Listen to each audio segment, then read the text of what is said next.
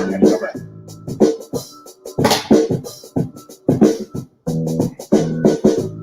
what's up, ladies and gentlemen? Happy Tuesday. Welcome to the Tuesday Night Live stream with Chris Q. Murphy. I am your host, Chris Q. Murphy, and I'm happy to be with you here again on this fantastic Tuesday evening. I hope everything is going well in your world. I'm not going to lie. Mine was just totally shattered by this new Lucy Dacus single.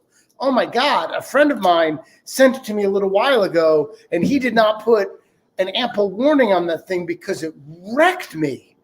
Oh, my God. I had to ask myself, how am I going to do this show tonight? How am I going to call myself a singer-songwriter and try to, hit the buttons that Lucy Dacus hit in her new song? And I realized it's absolutely impossible for me to do so I'm just going to do something totally and completely different. Back in January, I released a new single and video for a song called No Sand, with the B-side being Mr. Tree. I have not played that single in a minute, and I'm excited to say that single is going to get re-released with 2 new remixes in just a couple of months. I'm going to go ahead and play it for you because I haven't played it in a while, and maybe it'll make me feel a little more up after feeling so fucking down. Oh my God. Dude, if you have any dad relationship issues, do not listen to the new Lucy Dacus single. I mean, don't do it now because you're watching the show. But don't do it later either because it will fucking wreck you. Anyway, here's my most recent single called No Sand.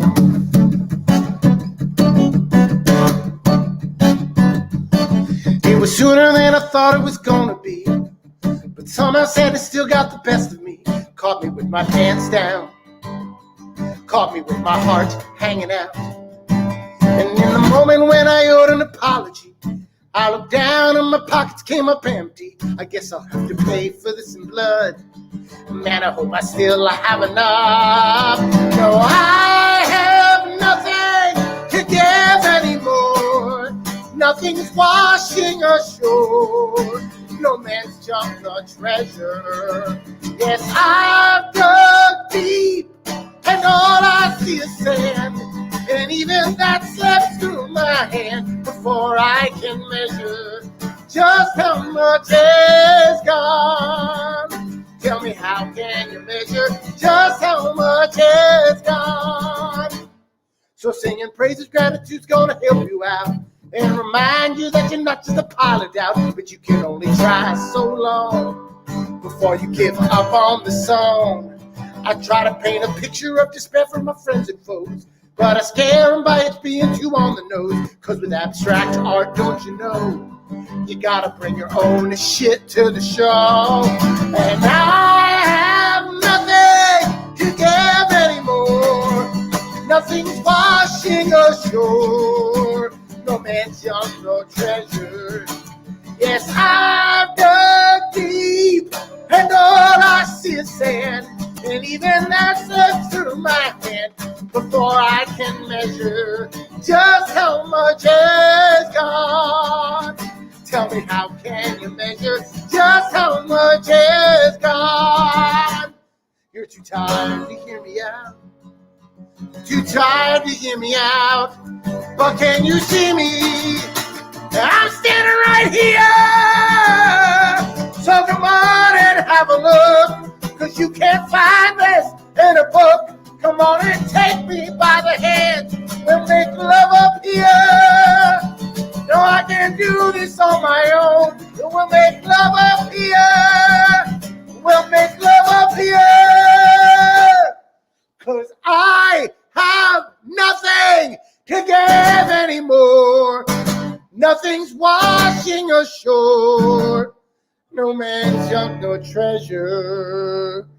Yes, I've dug deep, and all I see is sand.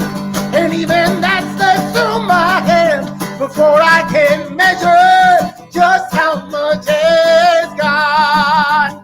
Tell me, how can you measure just how much is gone? Whew. I do feel better. Thank you. And a happy Tuesday. So happy to see you guys out there. Woo, yeah, it's my new single, No Sand, and I'm very excited. It's one that's been sitting there on the pile for a minute, but just in this last year or so has kind of become something a little more special to me. I know that once I went ahead and recorded it, I sent it over to a video artist friend of mine, and he immediately heard what I heard in the song and put together a video for it that perfectly sums up the way that so many of us are feeling over the last year. But, we're going to talk about that a little later with tonight's guest. Very excited to bring her on in just a couple minutes. I'm going to play one more song before that. Last week, I debuted this one, and I got text and 2 emails from people saying that either it was a keeper or they at least wanted to hear it again to decide whether or not it was a keeper. This is one of the numbers I wrote for February album writing month. When you play a loud song like that last one, you can't help but beat the shit out of your guitar. And if I were fancy, I would have a guitar tech here to hand me another guitar that's perfectly in tune and more equipped for this next sad number. We just have to do what we can. Here we go. Early September, eastern forests are crawling away.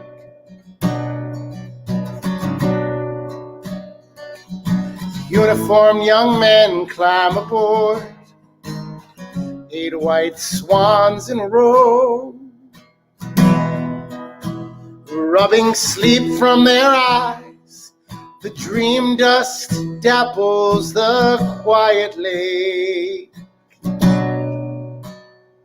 Overhung, they were rowdy date rapists just a few hours ago.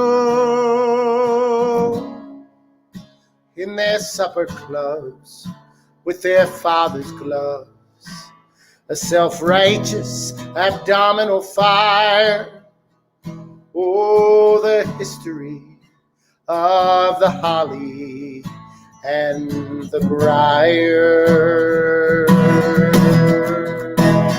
In this kingdom run rampant young lions who have never known hunger, prowling and plastered with hubris mistaken for merit. Most fertile in autumn, left tired and barren come summer. A knowledge of time no meek steward could inherit.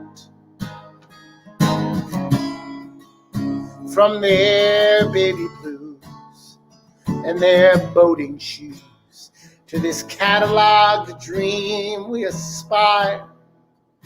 Oh, the pageantry of the holly and the briar.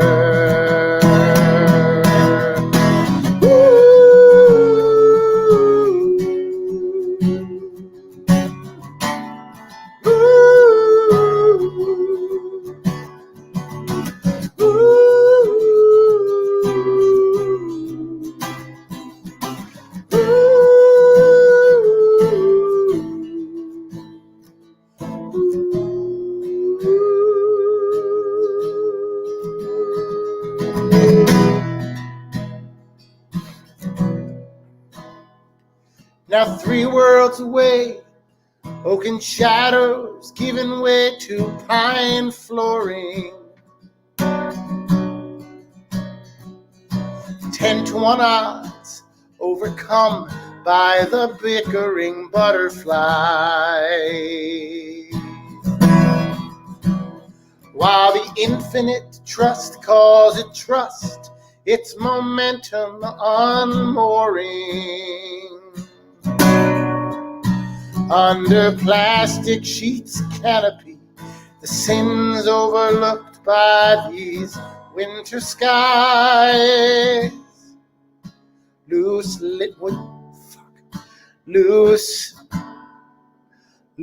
lips sink ships he holds for wrists. Princes get what they desire.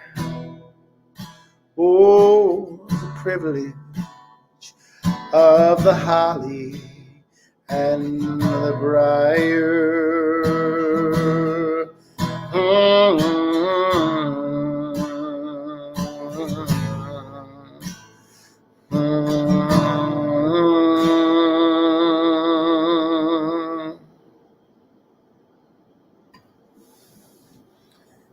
All right, regular listeners, commentary is welcome. Not sure if that's a keeper yet or not. That's on you, because I don't make those kind of decisions. It's above my pay grade. I just write the songs and sing them. Somebody else has got to tell me whether or not I should keep singing. So, as always, I'm very excited to have a special guest that's agreed to lend their talents and time to the show to give us a little more insight into this world of songwriting and singing them songs that we write. This is somebody whose songs I've been familiar with for a minute, somebody who our paths have crossed in and out over the years around places like the Jalopy Theater and Freddie's Bar and Back Room. I think the last time we saw each other in real life was the night of a Leonard Cohen tribute show that she was producing at Freddie's. It was also the night that Donald Trump tried to institute the first big Muslim ban. And there were a bunch of people at JFK protesting. And I remember one of the other performers that night and I stepped out to the front bar and had a long talk about whether or not we should even be there that night, or if we should be at JFK protesting. And we decided in that moment that we were going to take the songs that we were bringing to the table, the Leonard Cohen songs, and we were going to turn them into protest songs, even if they weren't as such.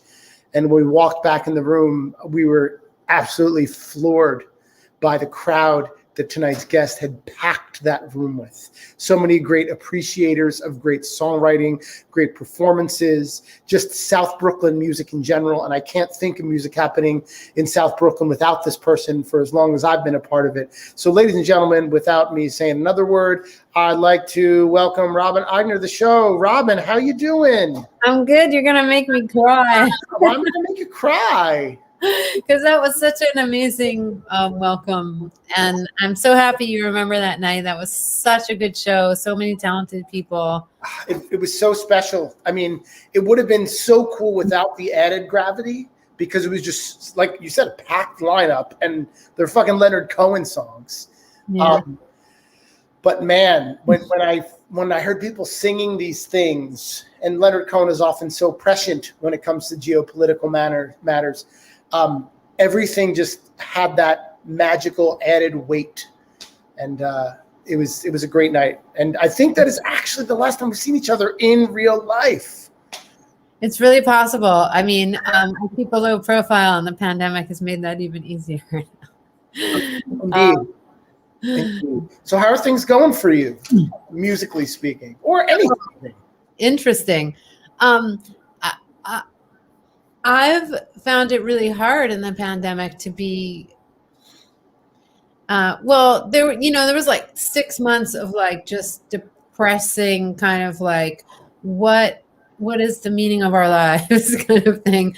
I mean, I did write 2 songs during the pandemic, so far during the pandemic, and I'm working on some other things, but I think this whole time is a real like self-reflection, right? And so people are either like digging deeper into the things they were doing or like reassessing what is it that I should be doing, like what is my future.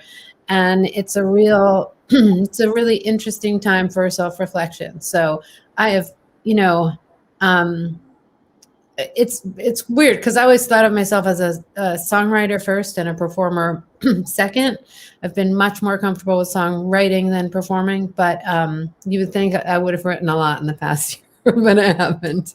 But I'm good otherwise. I got to say, that's been a recurring theme on the show for the last several months, that with so many songwriters I know, obviously they've all had that moment of reflection. But it's been feast or famine for most of them. I know people that have written 3 albums worth of fucking material in the last year. Now, I don't know what your general pace or prolificness is when it comes to writing. For most of the pandemic, I didn't write shit either. I wrote 1 song last April or May, And I couldn't squeeze anything else out until somebody dragged shit out of me a few months ago. So I know the feeling. That reflection doesn't always it doesn't always provide material. Were the songs that you wrote directly related to the experience you were having, or did you just happen to finish them during that time? I guess it's a silly question. No, that's a really good question, actually. One of them I wrote I don't know, 2 months into the pandemic, totally about the pandemic, inspired by the pandemic, and I want to play it tonight.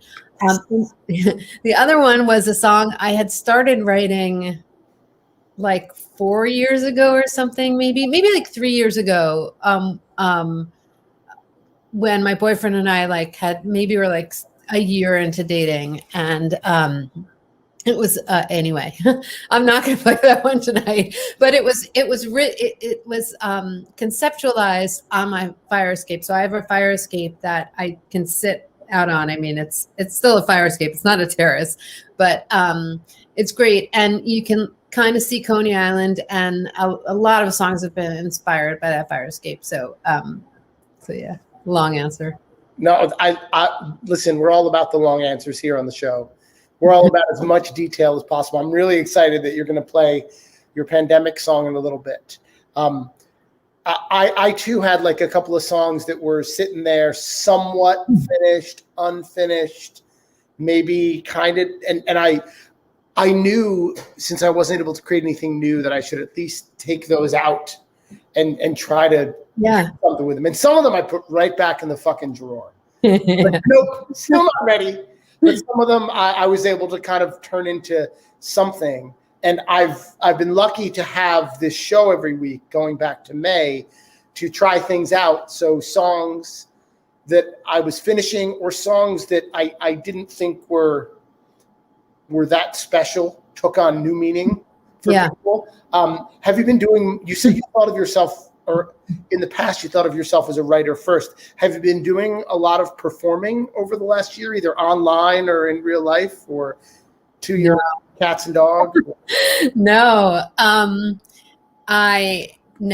mean, my boyfriend and I, we have a trad jazz project, in real life. And we had a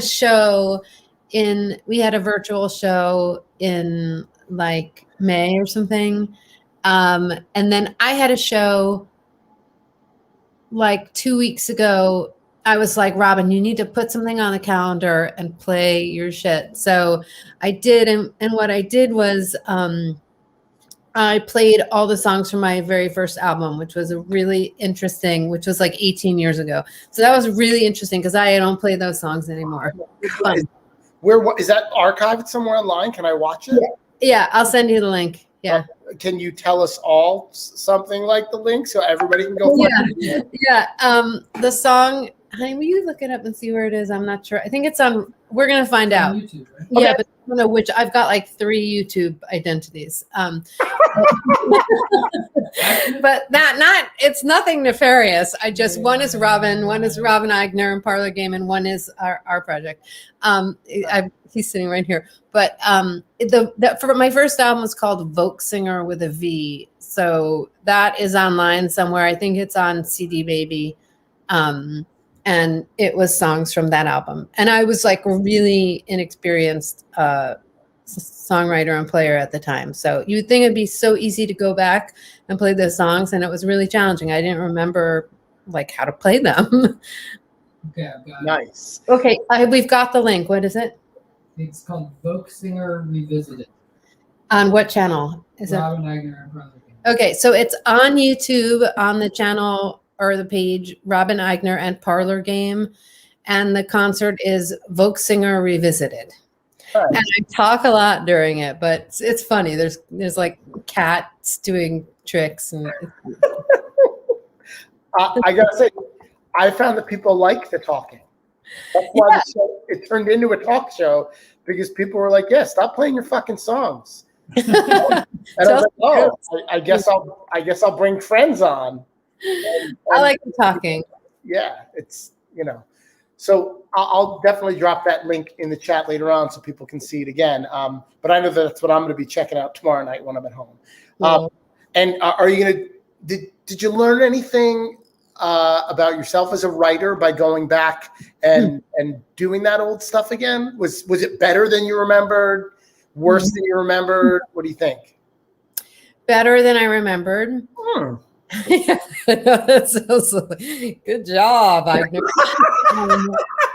But yeah, it was better than I remembered, and it was more revealing than I think the way I write now. Like I was really wearing it all on my sleeve, and so that's kind of cool. And so I was like, God, I can't believe I played this stuff and recorded this stuff. Like one song is about being a latchkey kid, and it's called Latchkey Life, but the hook is wait until your mom's not around, and it's all about like it's not like about pedophilia or anything like that, but it's like in hindsight it feels risque, and I'm like, wow, I can't believe I was like, Mom, check out my album. Well, Rob has given us the link in the chat, so I put that on the screen. Oh, thanks, Rob. And Corey is saying it is an incredible first album. So I don't know who those people are, but I'm so glad they're here. Lovely. So are we going to get the treat of you playing any of those old songs tonight? Are you going to bring those back?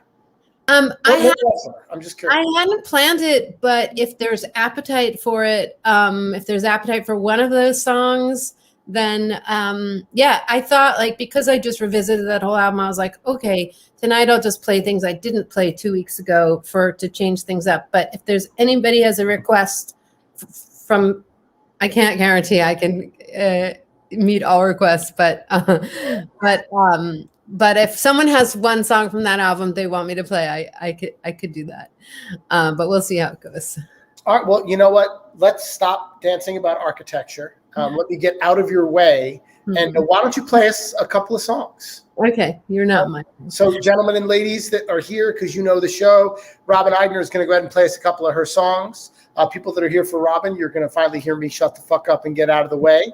Robin, why don't you play 2, and then I'll come back around and we'll talk some more. Sounds good. So just so I know, because I've never used this before, I can only see like half of my screen, but you can see if I stand up, you can see me right, because I got to play standing up. Yeah, well, you want to see something cool that's going to happen? Yeah. The screen is going to be all yours. Make decisions. It looks great.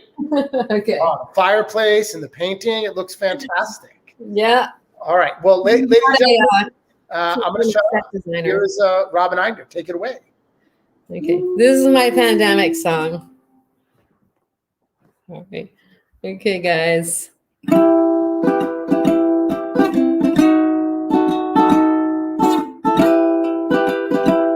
Last night I dreamed I hugged somebody. We stood so close I could feel you.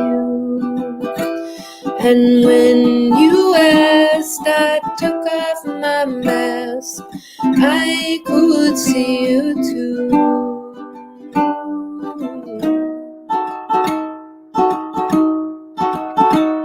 You held my hand all over the land we used to love, and those we saw back from the war had made a trail of glass.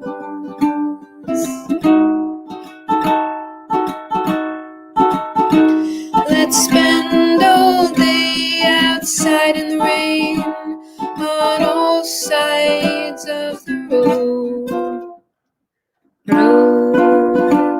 and say hello to people we don't know. Won't mind if they get too close.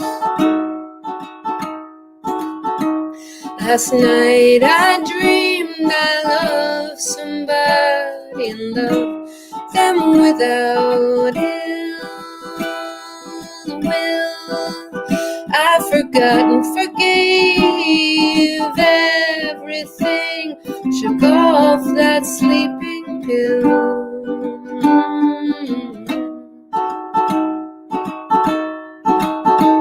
We danced in a basement hall in New York in half and then double time. The caller called and I rolled right into the next arms in the line.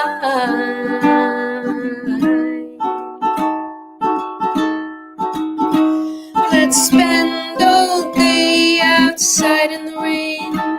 Let sunset be our host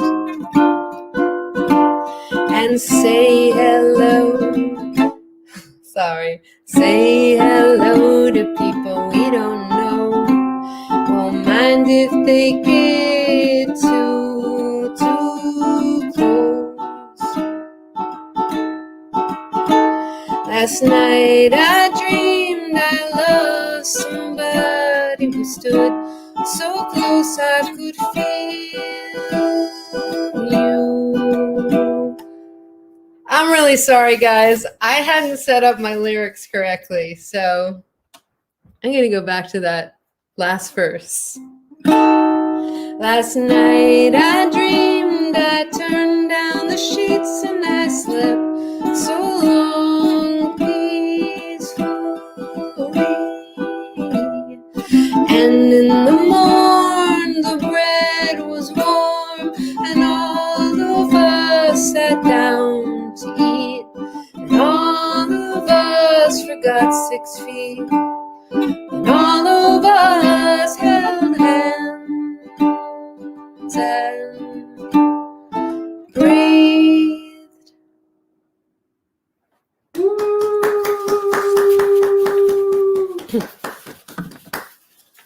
Oh my God, I think I'm alone. Oh no, I'm playing another song. Okay.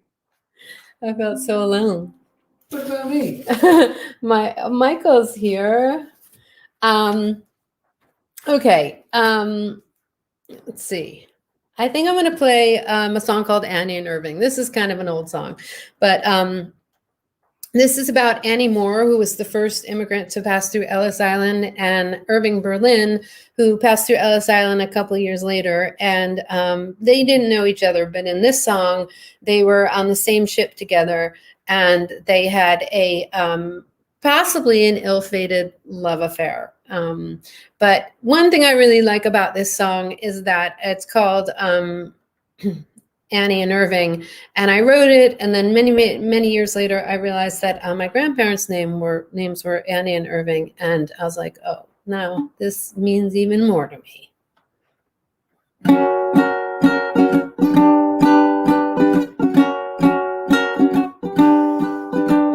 They're gonna take me to an island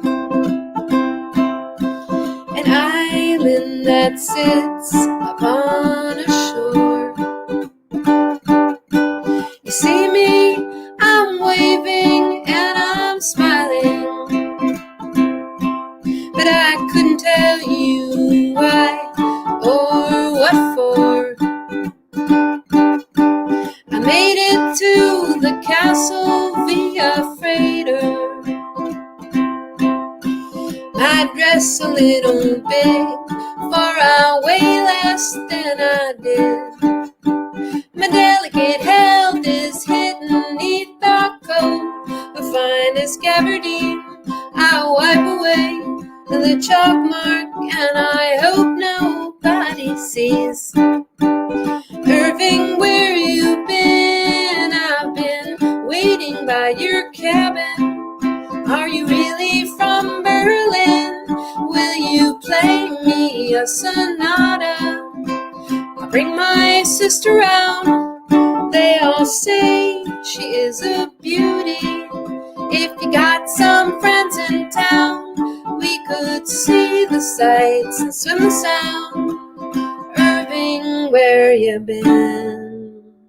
Find me at Roosevelt at midnight, underneath the first elm on the left. Find me at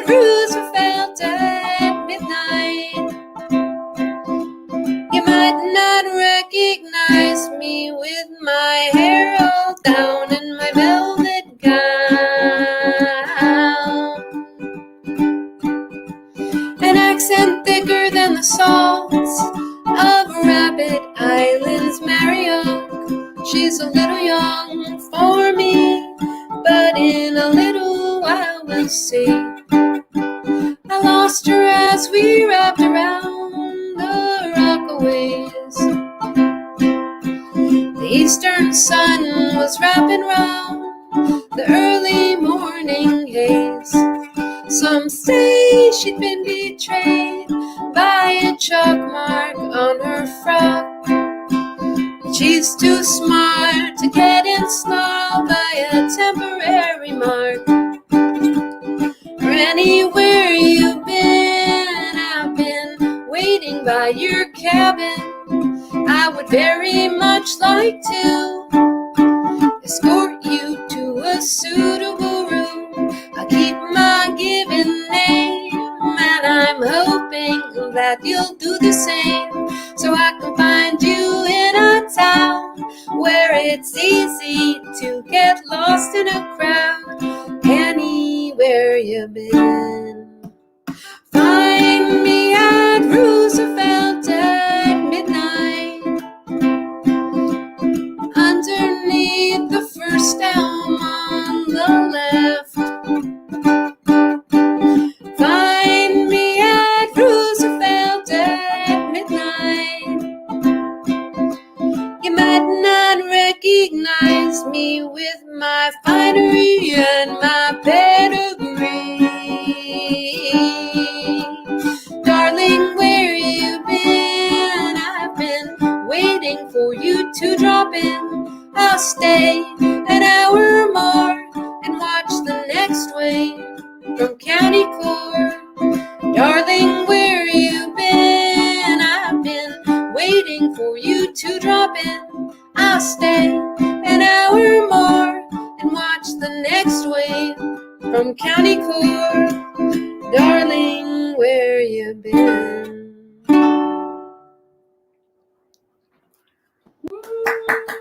Woo, indeed. Thank you. Yeah. Was that line County? I'd see you next at County Cork. Yeah. So she was from Cork. Right. She was from County Cork. So that's that reference. There's a whole mess of like old New York references in there. The premise of the song was based on that I had heard that they sent people with communicable diseases to Roosevelt Island, which is not true, but that was what I built the song on. So Our guest from last week is from Cork. yes, I saw that. Yep, Niall Connolly from Cork, who celebrated his 100th live stream of the pandemic this past week. It's absolutely insane. 100 fucking live streams. So cool. I thought you were going to say his 100th birthday, and I was like, he did not like that. He did well. No. So that song has this historic, research basis. Even if you got it a little wrong, I've done that a million times. Do you feel like a lot of your writing comes from that place, or some of your writing? I kind of know the answer to this question, but people watching tonight might not. Well, initially, yeah, definitely, like all along the way, yeah. But there was definitely a period when I was really into historical fiction. I was in another band called Pinata Land, and they were like a historical fiction band. Yeah, they're great. So during that time specifically, I wrote a lot of, or kind of was inspired by a lot of historical fiction. I'm actually trying to write a song. I've been trying to write it for like 2 years about these dueling anthropologists, and from the 18th century. So I haven't been able to finish it, but when I do, it's going to be good. Yeah. You and my wife should do some writing together, because the limited writing that we've done together has been coming from that place, and she really enjoys working in that. Long before there was a Radium Girls series on TV, there was a set of Radium Girls lyrics in my Google Drive saying, "Motherfucker, you better set this to music because I'm proud of this one." What is Radium Girls? I don't know what that is. Radium Girls. I don't want to get too deep into, because I'm sure I'm going to say something wronger than I should. But I just admitted I didn't know what it was. So. I know. Maybe somebody out there can help me out. this is early 20th century, young girls working in a factory. I figured out what they were making. Radium. But they weren't making radium. Radium was like a byproduct or something they had to use to make whatever this thing was. And a lot of them got poisoned by it. So it became this whole thing, you know. Yeah. And I think that there's like a PBS or TBS or USA or Netflix or HBO or Amazon show called Radium Girls. And they beat us to the punch. So now I got to wait till it's, you know, passe, and then I can write my Radium Girls song, which my wife already wrote. I had a kind of a story like that where I was trying to write a song about the Great Molasses Disaster, which is a real disaster. And I was at any of you know Curtis Eller, and if you don't know him, you should know him because he's amazing.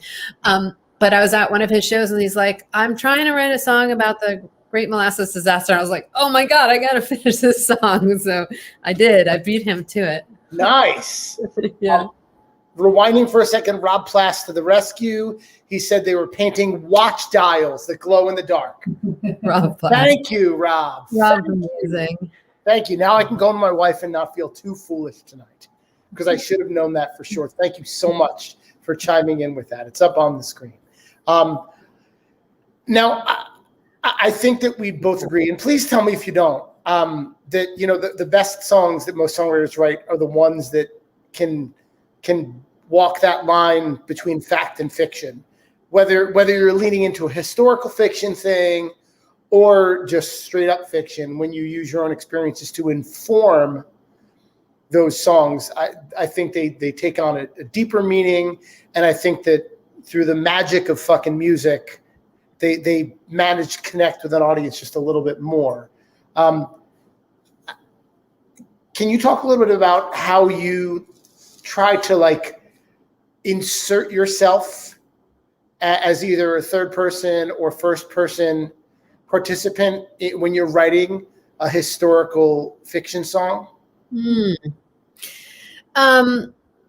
Well, I mean, most of the time I try to remove myself, but you know, it's all universal, like all these emotions, and we don't have the same experiences, but we all kind of experience the same range of emotions in our lives, right? I would say I probably try to remove myself more than insert myself, except for the fact that if I am writing a historical fiction song, sometimes I will try to take the perspective of somebody in that song, and try to understand that experience and try to give it more credibility that way. And also I would say, yeah, because if I say I write historical fiction, it sounds kind of dry, but there's definitely a way in which I can imagine someone having a personal experience, and then that gets into the song. Okay. No, that's a great answer. That's really cool. Is there a particular time period or geographical place you like to visit per se when you're writing these songs, or you just whatever catches your fancy? Maybe like the turn of the 20th century is a really interesting time because it's like I know. Have you ever seen The Nick? Have you ever seen that show, The Nick? Okay, it's so great. You got to watch it. But it's about the moment in medical history when they discovered like germs, basically. It was like this real turning point in medicine. And like I kind of like I'm pretty intrigued by that moment, like the Industrial Revolution, where like there's all these new ideas, and yet there's kind of what we now think of as like really old-fashioned ways of doing things. And so I think that moment is really interesting, you know. Yeah, yes. Awesome. I love that. I think that a lot of times when I'm not writing a lot, or I'm not producing at the rate that I think I should, I tend to go looking for stories, maybe not about medical history, but look for stories like that, because I default to the narrative. So whether or not there's a narrative in a song really determines whether or not I'm going to get it done. Yeah. So if there's kind of a narrative already in place, I feel like I can just knock it out. Even if it sucks, I can just get it done. Totally. Yeah. And like that can be really troublesome. The Bones song about the the dueling anthropologist, I'm calling it "These Are My Bones," but I'm having a really hard time with it because like I don't really know enough of the story, like I don't know, I'm not inside the story, I just have like a couple facts and I don't have enough of a narrative. I haven't created enough of a narrative. And so I hear what you're saying. Have you tried writing from the perspective of both dueling anthropologists? Yeah, but I can't distinguish them. I mean, they're just like, they're actually, I mean, they do have different personalities. Like one came from like a really elitist background and the other one was, struggled much more. So, but that's a good suggestion. I should maybe. Yeah. And you could play up that class thing in a big way. Yeah. Especially in terms of time period. Now, were these American anthropologists, British anthropologists, you said this was the 18th century? They were American anthropologists, yeah, and I think they were the 18th century. Okay. Yeah. Interesting. We were still definitely living under a European mindset. People came to this country for chances, but the fact that there was this strife between somebody that probably, there was no such thing as old American money at that point. So they had old European money in a new country. I can't wait to hear that. I'm excited by it already. And you finished it. They both died broke because they were so obsessed with their Bones passion that they just like drove themselves to poverty. Oh, that's crazy. Yeah, man, you gotta like send me a draft of whatever you have on that song. I'm so excited. Yeah. Hell, if you want to pitch in, I'd love. I would be happy to do so. I got to say that in New York City, not to tangent too much, I don't know if you found this to be true, but like, there's not a lot of co-writing that happens in this city unless you're in a band or you're in like a really close creative relationship with somebody, or even a like life relationship with somebody. I find that people don't get together and just write together like I know they do in other cities. Yeah. And I find that endlessly frustrating. I've had one like professional, like we didn't know each other, but we kind of met each other. Like, and the first thing he said was, let's have a co-write. I've been writing songs and performing in this city for fucking ever. Yeah. One time. Yeah. I've gotten to do that with somebody once. That's so interesting because I've had the same thought too. I have a really good friend who is a really successful songwriter, and she lives in Nashville, and it's all co-writing there. And I've often had that thought, and maybe it has to do with the fact that this is less of a publishing city and more of a performing city. Mm-hmm. There's lots of onstage collaborations. This is true. When I had a couple of New York friends move to Nashville a couple of years back, when I asked them after their first little while there what the big difference was, they were like, well, the players are just as good and the songwriting is just as good and the venues are just as good, except everybody there is willing to help each other out. Mm-hmm. And in New York, y'all a bunch of selfish motherfuckers. Oh, that sounds like a Southerner. That does not sound like No, this is somebody that grew up in one of them grew up in New Jersey. Oh, really? One of them grew up in, he grew up in Woodstock or somewhere in the Hudson Valley. I forget which one, but up that way. And they found their way down to Nashville and they both said kind of the same thing. Like, I brought all my skills down to Nashville. The only difference is that people were willing to share with me. Yeah. And that made me sad. Made me really sad. Yeah, it is really sad. I think it's just like a different industry, and we got to figure out how it is that we can make our city more collaborative in that way. Well, I've co-written one song with somebody, and it was like so many years ago, and it was a sidewalk collaboration because like Latch gave us an assignment and like gave everybody an assignment. And someone there was like, hey, let's do this together. And we wrote a song together. Oh, man, I love that collaboration too. Wow. Sorry. Just my brain went there. Oh, yeah. I really like your new song you played, by the way. New, right? The second one. Yeah, that one. I decided to jump in on February album writing month again this year. I hadn't tried in a couple years, and I thought it would force me to do some stuff. And I didn't come close to the 14 song goal that they set for you. But I also have a full-time job and 2 kids, so I don't feel bad about it.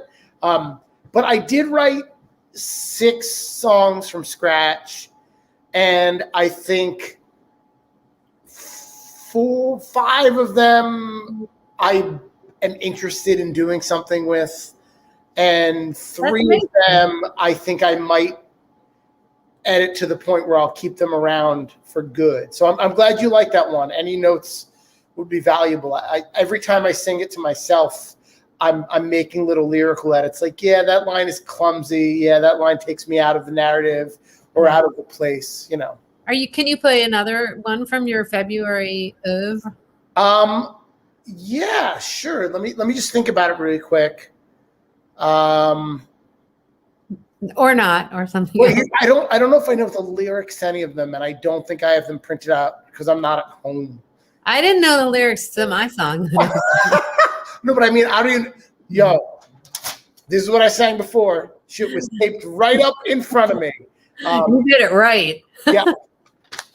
I knew it was the only way I was going to get it done.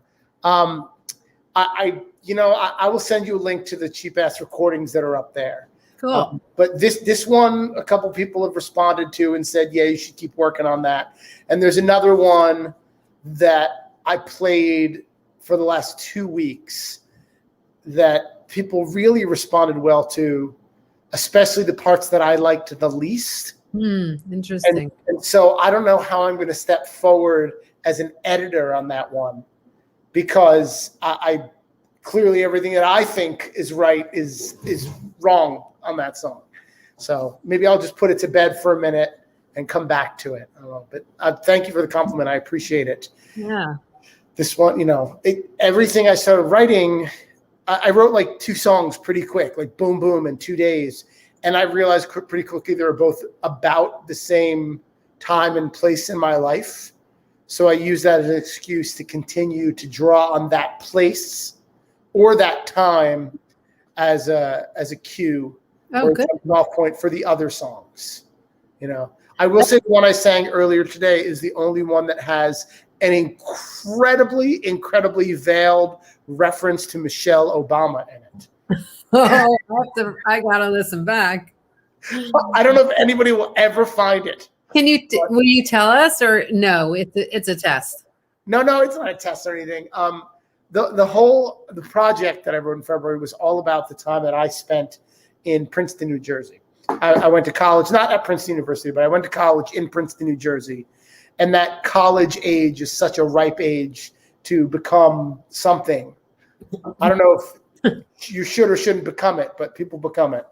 And Princeton is an old university town, and it was a great place to have that experience. So I pulled a lot from that. And when I think about Princeton now, I think about having read Michelle Obama's memoir last year and her time at Princeton and what that looked like for her, because the entire book was written and published under the shadow of a Trump presidency.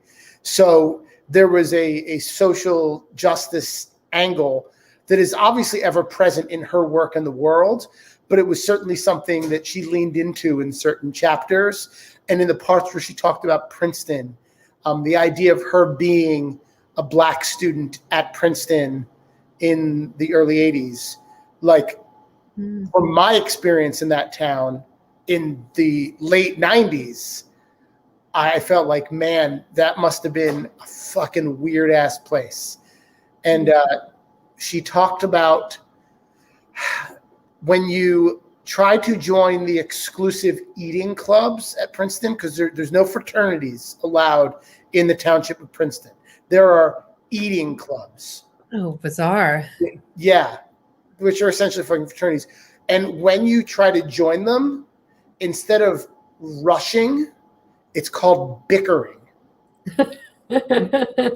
and she talked about how one of her very good friends, even though she was Black and struggling with just adjusting to life in Princeton, New Jersey, and at Princeton University, she was able to kind of fall into that role and go through the bickering process really well.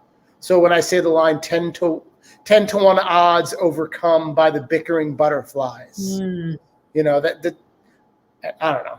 I think there's a lot about a butterfly. Very veiled. Yeah, it's like super fucking veiled. She mentioned something about pine floors, and I slipped that one in there. I mean, Nice. Yeah. Good work. Yeah. Some people will know. That's cool. If it makes me sound just a little more learned for some people, I'll take that. And you know, yeah. Listen, I want to stop talking for a minute because I want to hear you play more songs. That's why. Are you gonna play a song? I don't know. Let me think about it. Maybe when we come back, if I can remember the lyrics, I'll play my one pandemic song since you played yours. Okay. All right. But in the meantime, you're going to play 2 of your songs, whatever you want. Ladies and gentlemen, I'm going to turn the screen over once again to Robin Aigner, and she's going to totally rock it like she did before. If you're here because you know Robin, why don't you go ahead and give me a follow. If you're here because you know me, go ahead and give Robin a follow so you can see what we're both up to. I'm going to get out of the way and go ahead and do your thing. Okay. It's funny because Chris said, I'm going to rock it. I don't usually rock it. Like, I'm not a person you would describe as rocking it, but this is one of my more rocking songs, I would say. This song is about, I used to travel with 3 instruments, a ukulele, a guitar, and a banjo. And I would have a lot to pack up at the end of the night. And I'd be like packing up and getting the tips. And if I had a band, like spinning the tips and all that stuff, and then getting myself a drink and doing all the things you do when you're trying to unwind. And then I would turn around and the bar would be empty. And so this song is called Everyone's Going Home with Their Boyfriends. And it's actually, that's not what it's called. It's called Greener, and it's about envy. Everyone's going home with their boyfriends. Everyone's going home to bed. Everyone's going home with their boyfriends. Right, said Fred. Everyone's getting in a limousine. It smells like orchids and puppies and brill cream. The driver is dashing in top hat and ascot. He'd love it if you would make multiple stops. Everyone's effortlessly wearing a monocle. It doesn't slide, it's never uncomfortable. No need to squabble and no need to squint. That's not a tear in your eye, but a glint. No one is looking behind them, giving back things that they stole, telegraphing apologies, returning records and front door keys. No one is tossing and turning, not fishing things that they start. They're publishing novels with pages and spines, and the Queen has commissioned their art. Everyone's eating whatever they please. No one is fat and has heart disease. Nobody's uncle passed away from a stroke, leaving us lonely and broke. And everyone's soundly sleeping. No one is smoking and drinking and weeping, reading Dostoevsky on the train, 'cause everyone's in love with the rain. Everyone's going home with their boyfriends, to blissful wet kisses and hugs made of lollipops. They tell you it's not perfect. Don't read. everyone, everyone, everyone, everyone, everyone, everyone, everyone, everyone, and everyone, everyone, everyone, everyone, everyone, everyone, everyone. Everyone's going home with their boyfriends. Everyone's going home to bed. Everyone's going home with their boyfriends. Right, said Fred.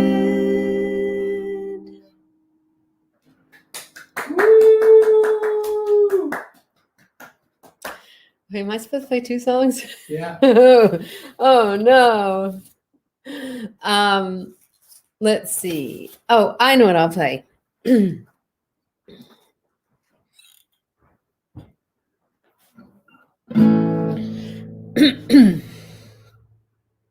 Oh, I don't know if this is the time when I say thank you so much for having me here.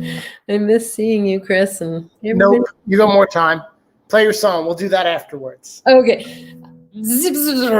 Take it back.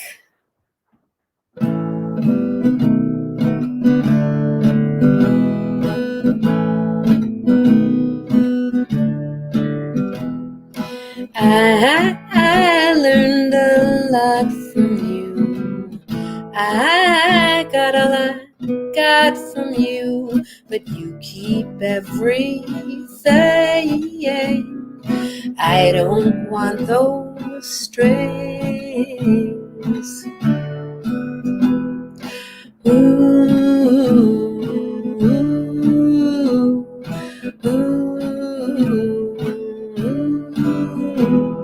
I've kept your letters and your cards, though they're few and far apart.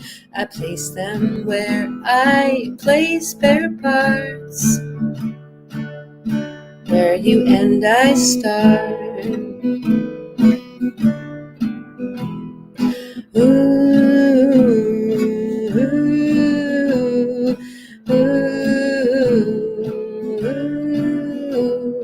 Yucking it up at the Tammany Hall. Nothing to do but you're having a ball. Nothing to say, it's just one of those things. I don't want those strings.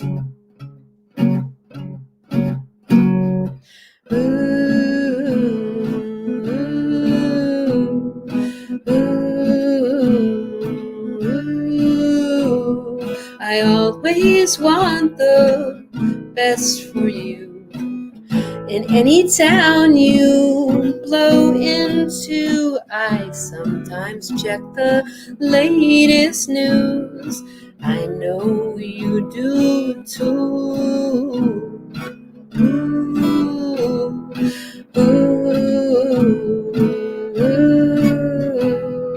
I can't remember the last verse. Do you remember it?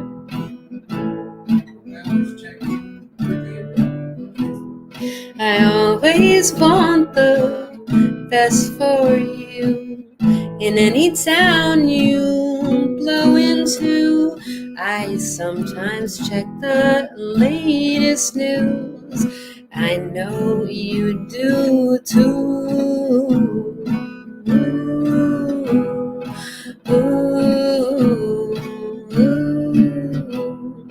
Bum ba da da dum ba da da dum bum bum bum bum bum bum bum bum bum bum bum bum bum bum.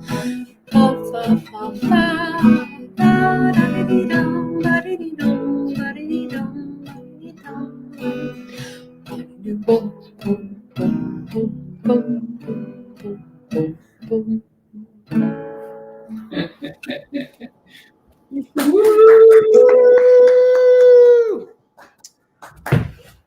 I heard the Tammany Hall reference. Yeah, thank you. Lyric history in there. Love it, love it, love it. Are you down with the Bowery Boys podcast? I've not listened to it. Dude, they've been around forever. They have like well over 300 episodes at this point. I feel like I've been listening to their podcast since 2009 or so. And it's a New York City history podcast, which has turned into a whole nother business for them. Like they now publish several books. They host walking tours. It's kind of a big deal. So definitely find the Bowery Boys podcast because like Tammany Hall is essentially like an in-joke on the show. Oh, like they can just drop Tammany Hall and like the whole audience is like, I have to check it out. I've heard of it. I've just never listened to it. Oh, so good. Really, really quality stuff. Also, the line, everybody's effortlessly wearing a monocle. Yeah. Well, there's a story behind that, sort of. What? Because that's like now in the column of lyrics I wish I'd written right there. What a great line in so many ways. But now I got to know.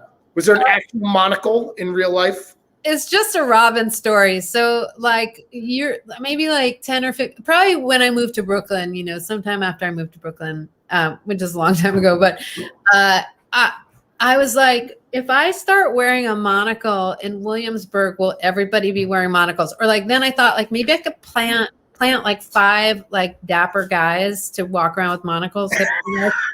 And it would be this huge craze. And the thing is like, they're not comfortable. They're only cool if somebody else is wearing it, but not if you're wearing it. And so, so it finally made it into a song. And then I don't know if you noticed, but there was like a hot minute where monocles are really cool. All over. Was there really? No. I don't listen. I miss shit all the time. You could have totally snowed me on that one. Oh, that's a great line. Oh my God. I don't know how many songs I know that have the word monocle just kind of like you effortlessly sang a line about effortlessly wearing a monocle. It was pretty awesome. Thank you. Oh my goodness, so good. I love it. I love it. I love it. You know what? If you will, I'm going to go ahead. I will play my pandemic song, which I have not played to myself or to anybody else in several months. Yay! And it is unlike anything in kind of the rest of my written oeuvre because there's very little obfuscation here, like, which is, you know, what I do. It's pretty head on to the point where like I'm embarrassed by it. I don't play it because it's so head on. But I know that one person watching tonight likes this song, and you shared your pandemic song, so I'm going to go ahead and try to share mine. But I'm not going to kick you off the screen. We're going to do this move since I'm playing. Isn't this cool? All these little things I can do are so cool. Anyway, you minimized me, but it's okay. What? You minimized me. Oh, that's not what I meant to do at all. No, it's great. Please make me smaller so I can not intrude upon your song. All right, I'm going to play this song. Let's see if I remember how it goes. Also, if you can figure out as a songwriter where I stole the bits from, because I know I did, just let me know. Okay. If it's just like knockoff John Prine, that I don't need to know that. But if I've actually ripped it off, please let me know. That's the key to it. The novelty's worn off. Strange excitement has gone pale. I've baked so many loaves of bread that half will just go stale. The kids are turning savage, and there's nowhere left to hide. And I just want to go outside.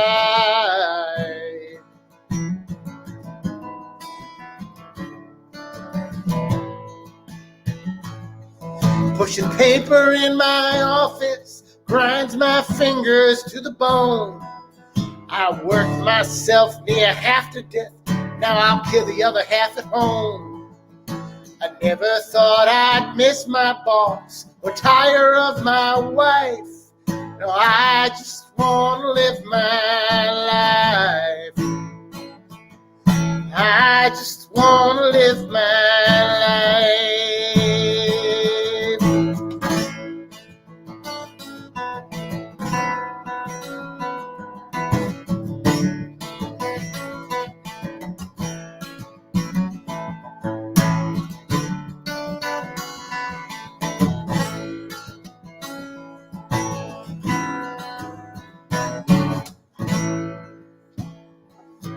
And from the top of tallest buildings to the kids that live downtown, we are done with silver linings. There is no mask to heal this frown. And now the thing that always gets me through means this thing might never end.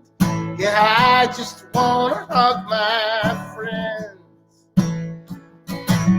I just wanna hug my friends. And I just wanna go outside. And I just wanna live my life. That was so good. I Thank you. love that. Oh my Thank gosh, it's so weird how we both wrote songs about hugging people. Our pandemic songs are about hugging and going outside. And you know, I was blessed or cursed, depending on who you talk to be able to spend all of that time with my family at home. My wife, my 2 kids, my mother-in-law lives with us. Nice. So I did not have the lonely pandemic that I know so many people suffered through. While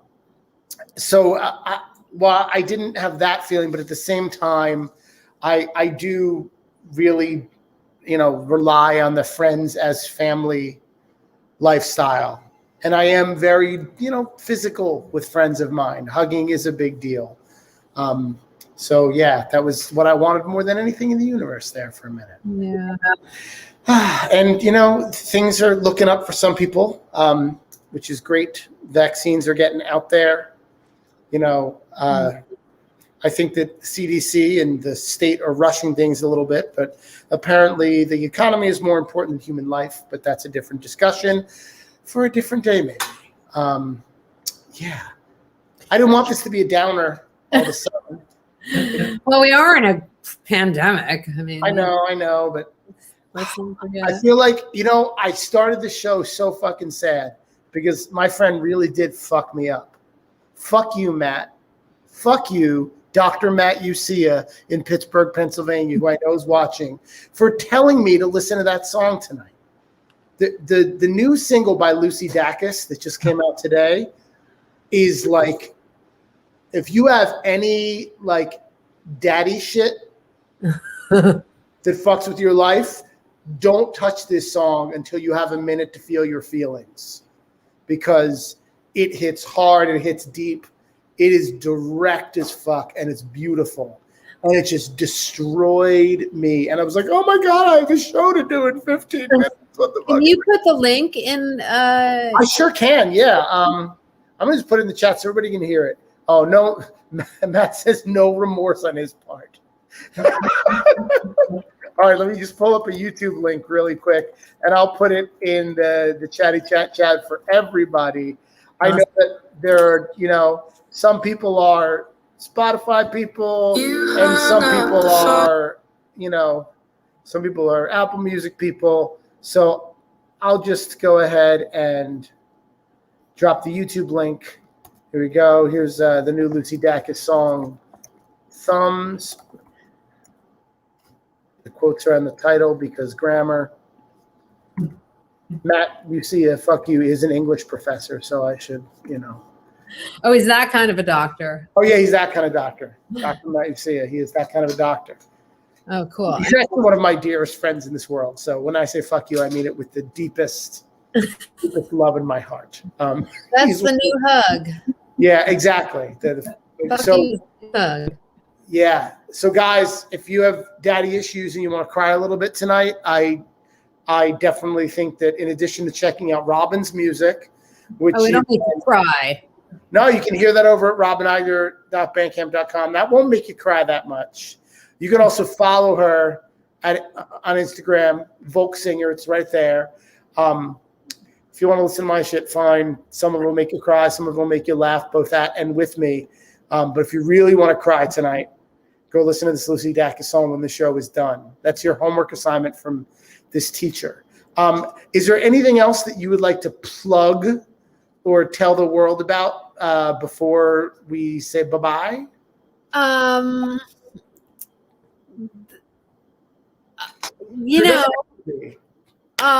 Let's keep in touch, everyone. Let's I've got a Facebook page, Robin Aigner and Parlor Game, and also a band called Hello Bittersweet. That's the trad jazz band.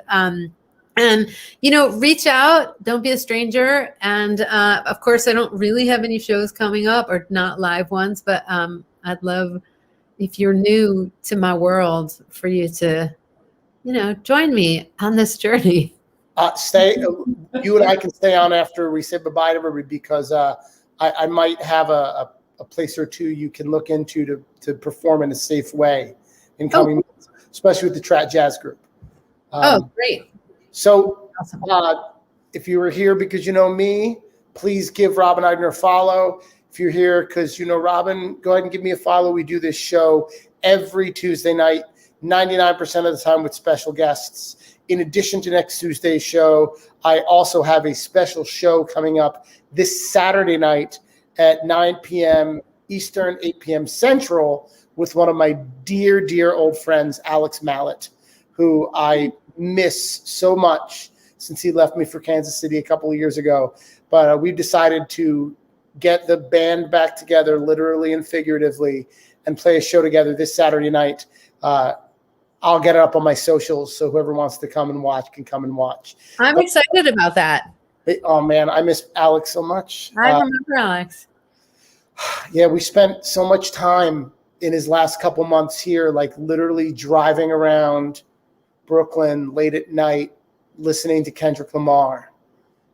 It's one of those really deep sense memories where I can't listen to a certain Kendrick album without thinking about Alex in the passenger seat, going to places to buy cheap beer, or winding up at fucking street festivals in the middle of Bensonhurst. Anyway, yeah, that's enough reminiscing for now. Ladies and gentlemen, thank you so much for coming by. Good night, everybody. Have a good rest of your week.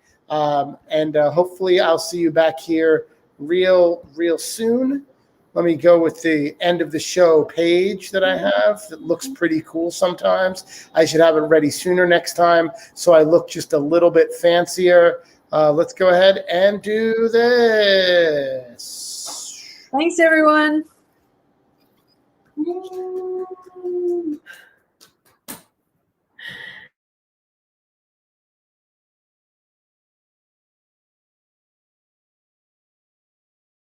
Are we still here?